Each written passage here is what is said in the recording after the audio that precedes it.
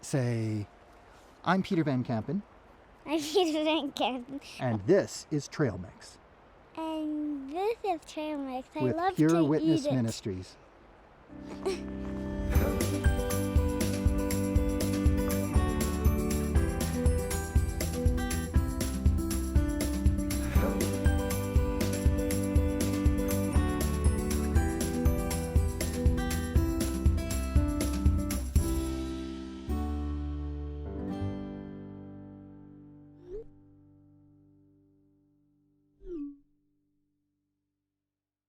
I'm Peter Van Kampen, and this is Trail Mix with Pure Witness Ministries.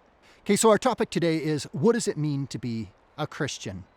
Most people think that they know what this means, right? People ask surveys all the time, hey, are you a Christian? Are you Christian? And people will answer yes or no. But usually what they think this means is they think, oh, well, to be a Christian means to have like intellectual assent. It means I agree with these basic tenets, these basic things that Christianity teaches. Maybe it's in the Nicene Creed, right? I believe in God, the Father, the Almighty. Maybe it's that. And people say, well, if I agree with these things, then that makes me a Christian. I like to think of Christians as not someone who just gives intellectual assent to a bunch of ideas, but someone who has Christ at their center. When I was a young man and I went to university, I was part of a group called CCO, Catholic Christian Outreach. Many of you may have heard of it. When I was part of that group, one of the things that stuck with me is they would teach about the relationship we have with Christ. And they had this analogy with 3 circles. And in the middle of the circle was like a throne, right? And then there are all the things. And so you're on the center, you're on the throne. And these things in your life, these are the things that are important to you. So maybe family is in there, and friends, and school, and job, right? And so these are the things that matter to you. And so the first circle would just have those things. The second circle would have a little cross that represented Christ. And it would say, okay, so Christianity is one of these things that are important to me, right? So my job is important to me, my family is important to me, my friends are important to me, Christianity is important to me, but I'm still in the center. What CCO was always challenging us to do was to move to the third circle. And in the third circle, on the throne, where the throne was, would actually be the cross. And so where I was now would be one of the things that goes around Christ, who's at the center. So it's not so much that I'm a Christian, Christ is kind of important to me. Christ is right at the center. He is the most important person. The analogy that CCO used was of marriage. And of course, marriage is a very, very popular analogy to explain Christianity. In fact, it's God's favorite analogy, right? Right from the beginning of the Bible with Adam and Eve, right through the book of Revelation, where it talks about the wedding feast of the Lamb, all through the Bible, God uses the allegory of marriage, of this covenant relationship that we're supposed to have with Him, where we put Him first. He becomes our ultimate priority. But because people think that Christianity isn't so much like a committed relationship, they think of it more like a assent of ideas. When you do poll people and you say, hey, are you Christian? They'll give answers like, kind of. I mean, I was baptized. Ish, right? And they kind of get, imagine if you did that. You know, I'm a married man. I've got a wife. I've got 5 kids. Imagine if someone came to me and said, are you married? And I'd say, kind of. Ish. I mean, I went through the ritual, right? Like, what does this mean? And it's because people think that Christian means, okay, well, I was baptized as a baby, and I don't really think about Christ, but I believe in Him. No, what I want to invite you to do is to actually be a disciple of Christ. To be a Christian doesn't just mean to be a fan of Christ. Like, I like Him. I think He was a good teacher.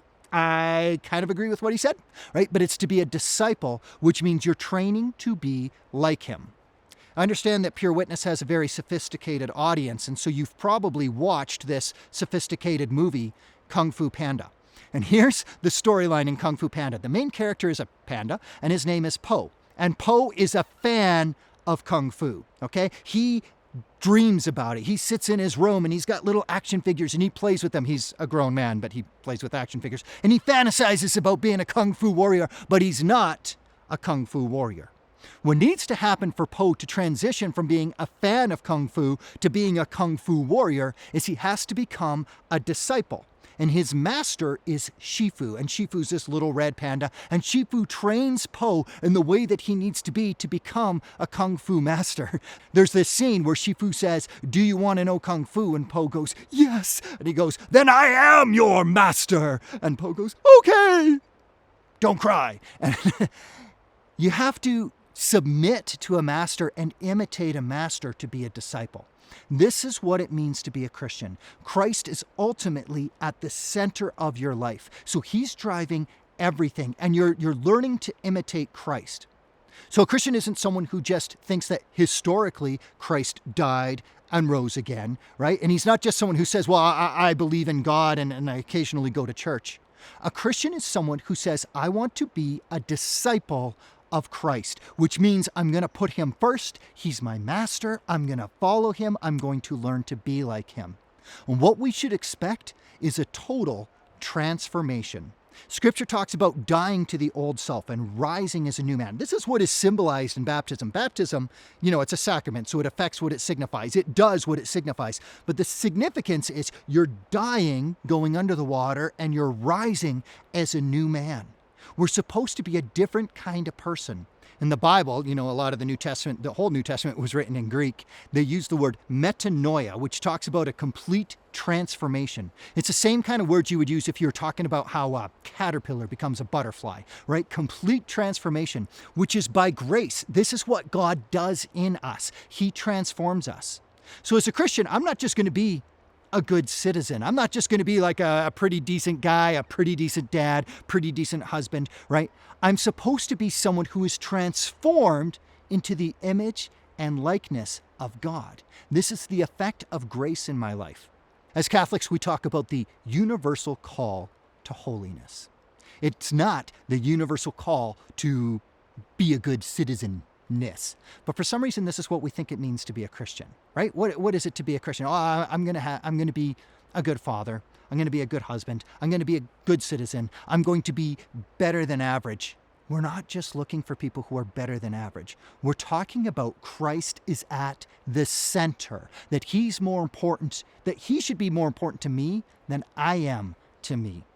One thing you will discover is if you get married, if you have children, right, you're going to live your life always for other people. When you have kids, I went camping last weekend with a bunch of my siblings and their kids, and every decision we made was, here's how we'll make it fun for the kids. Here's what we're going to do for the kids. This is for the kids. And so much of the time we have to be selfless and living our lives for others. This is what it means to be a Christian. We're going to be living our lives for Christ, so he's at the center. So again, to recap, Christianity is not just saying, I'm a fan of Jesus, or I give intellectual assent to the idea that Jesus exists. Christianity means being a disciple who is being formed deliberately to be like Christ, putting Christ at the center of every decision. God bless you.